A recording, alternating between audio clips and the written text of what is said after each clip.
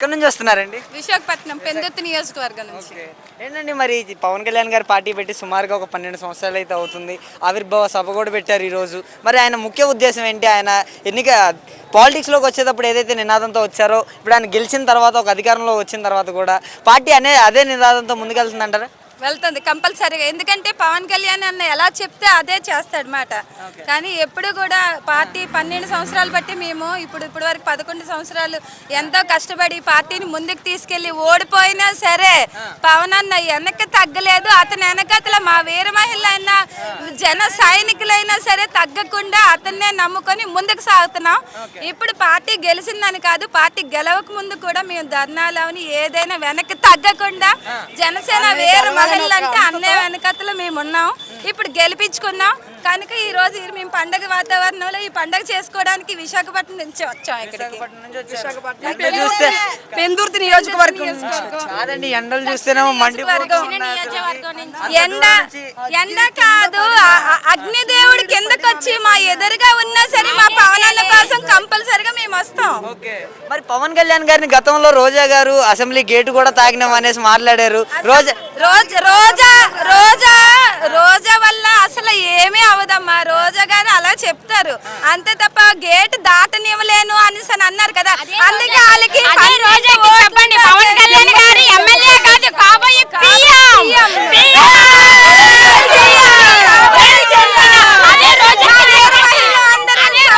చెప్పండి పవన్ కళ్యాణ్ గారు సీఎం కాదు పిఎం అని చెప్పండి. రోజాకి దెమ్మ తిరిగేటట్టు కొట్టాడు మా పవన్ అన్న. అప్పట్లో రోజా గారు పవన్ కళ్యాణ్ గారి గురించి చాలానే విమర్శించారు. 3 పెళ్లిళ్ళ విషయం కావచ్చు. కాళ్ళు గోటుకు కూడా రోజా సరిపోదండి. తన కాళ్ళు వేలు గోటుకు కూడా రోజా సరిపోదు. దువ్వాడ శ్రీనివాస్ గారు కూడా మాట్లాడుతున్నారు కదా, ఈయన ఒక ప్యాకేజ్ ఇస్తారు, పెయిన్ వస్తుందని చెప్తున్నారు అన్నారు కాబట్టి తిన్నారు. 11 సీట్లు తాలి ప్యాకేజ్ అయ్యారు. మేము కాదండి వెళ్ళాడు. ఈ లైన్ లో ఉన్నారు, ఒకరి తర్వాత ఒకరు వెళ్ళడానికి లైన్ గా ఉన్నారు మాట. జగన్మోహన్ రెడ్డి గారు కూడా మాట్లాడుతున్నారు, అతను ఒక కార్పొరేటర్ కి ఎక్కువ ఎమ్మెల్యేకి తక్కువ. ఆయన కూడా నా గురించి జగన్మోహన్ రావు నెక్స్ట్ వైఎస్ఆర్ సిపి అనే పార్టీ ఉండదు, నేలమట్టం అయిపోద్ది. అటలాతోకాలు తొక్కుతాం. 11 సీట్లు కూడా రావు ఇంకా ఆయనకి. అటువైపు ఉన్న ఎమ్మెల్యే అందరూ మా జనసేన టీడీపీ బీజేపీకి వచ్చేస్తారు. వాడికి పెద్ద జనసేన పార్టీ గెలిచింది 21 సీట్లు. వాళ్ళకేదో ఓటింగ్ పర్సంటేజ్ ఎక్కువగా ఉన్నట్టు చెప్పుకుంటారని కూడా మాట్లాడుతున్నారు వైసీపీ వాళ్ళు. సాక్షి పేపర్ వరకే, సాక్షి న్యూస్ పేపర్ వరకే కానీ వేరే ఛానల్లో మేము బిర్యానీ ప్యాకెట్లు ఆశపడినాం కాదు. స్వచ్ఛమైన పవన్ అన్య కోసం నేను మా భార్య మా పిల్లల్ని మా భర్తల్ని వదులుకొని కుటుంబాన్ని వదులుకొని మేము పార్టీ గెలవక ముందు కూడా వైసీపీ వాళ్ళు మమ్మల్ని ఎంతో బాధలు పెట్టారు. పోలీసు వాళ్ళతో ఈడ్చి తన్నిన రోజులు ఉన్నాయి, దెబ్బలు కాసిన రోజులు ఉన్నాయి. అయినా సరే మేము వెనక్కి తగ్గలేదు. ఎప్పుడు కూడా ప్రభుత్వంలో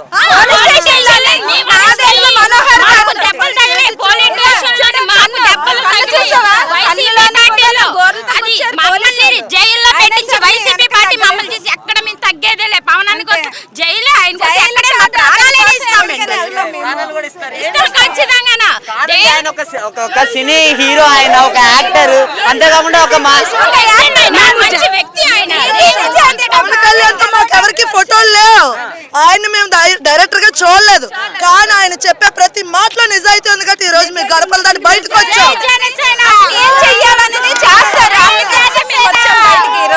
మరి జనసేన పార్టీ గెలిచిన తర్వాత గతంలో వైసీపీ వాళ్ళు ఏదైతే ఇబ్బందులు పెట్టారో అంతే కక్ష సాధింపులు చర్యలు చేస్తున్నారు.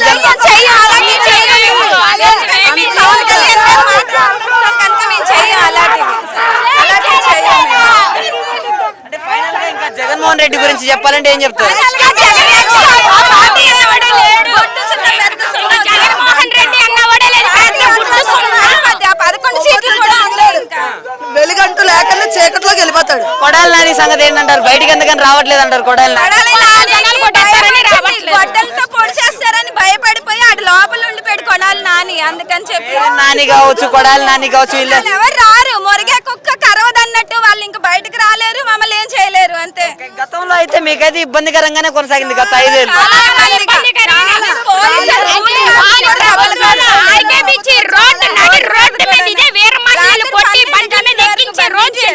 ఆ ప్రభుత్వం ఇదే వేరే మహిళ ఇదే నడి రోడ్డు మీద మమ్మల్ని కొట్టి బండి ఎక్కించి ఆడపిల్లలని ఇది కూడా చూడకుండా మమ్మల్ని బండి ఎక్కించారండి. ఓకే, ఇప్పుడు మహిళలకి ఈయన వచ్చిన తర్వాత అసలు రక్షణ లేకుండా పోయిందని వైసీపీ వాళ్ళు మాట్లాడుతున్నారు. మరి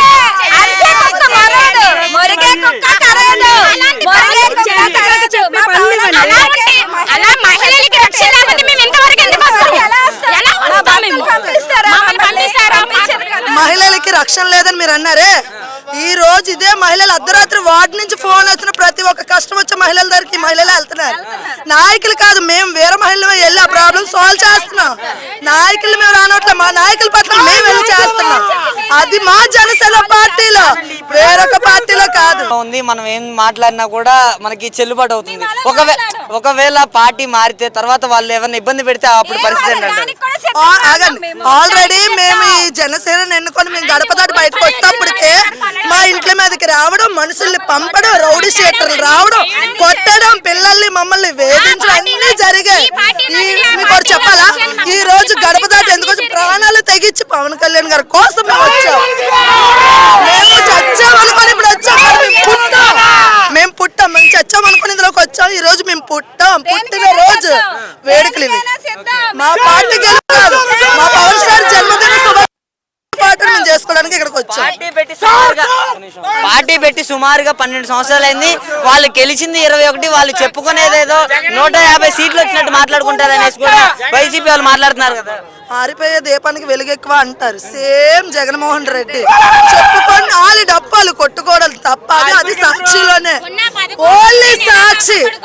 ఓన్లీ సాక్షి వేరే ఛానల్లో వాళ్ళదంటూ ఏది టెలికాస్ట్ చేయలేరు, ఎందుకంటే ఏమి చేయలేరు. రాబోయే రోజులు ఎలా ఉండబోతుంది అంటారు? మరి ఇప్పుడు పవన్ కళ్యాణ్ గారు ఒక్క ఈ డిప్యూటీ సీఎం దగ్గర ఆగిపోతారా? ముఖ్యమంత్రి అయ్యే అవకాశాలు ఉన్నాయా?